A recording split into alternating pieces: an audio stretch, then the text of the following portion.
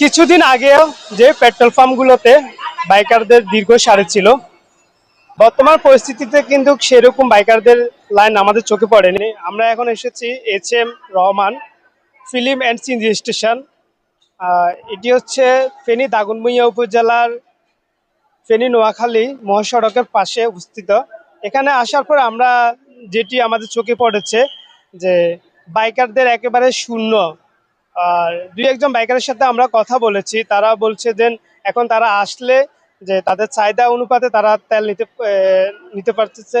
এবং কি আমরা এখানে যে পেট্রোল পাম্পের কর্মকর্তা যিনি তার সাথেও কথা বলেছি, তিনি বলেছে যে আগে যে বাইকারদের 100 টাকা তেল প্রয়োজন ছিল, তারা প্রয়োজনের বাইরে তেল নেওয়াতে এটি আসলে দীর্ঘ সারি ছিল। আর বর্তমানে সেটি দেখা যাচ্ছে না। তো এই যে পরিস্থিতি, যারা দীর্ঘ লাইনে দাঁড়িয়েছিল আগে, তাদের এখন আর সে সারিবদ্ধভাবে দেখা যাচ্ছে না। একবারে মনে হয় যেন পেট্রোল পাম্প শূন্য, বাইকের শূন্য দেখে মনে হবে।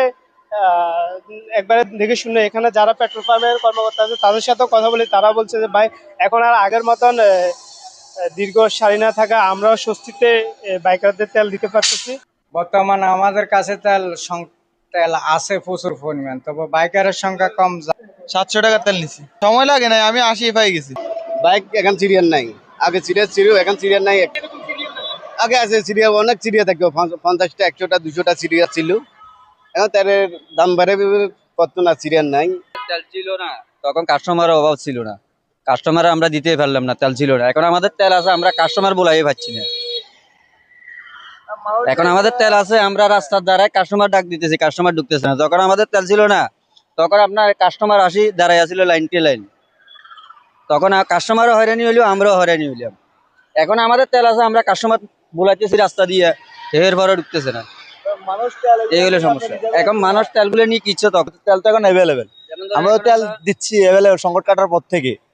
উল্টো আমরা কাস্টমার খুঁজতেছি তেলের জন্য। এই ছিল আমার কাছে এখানকার সর্বশেষ তথ্য। মোজাম্মেল হক হাসান, গণকণ্ঠ, দাগনভূঞা, ফেনী।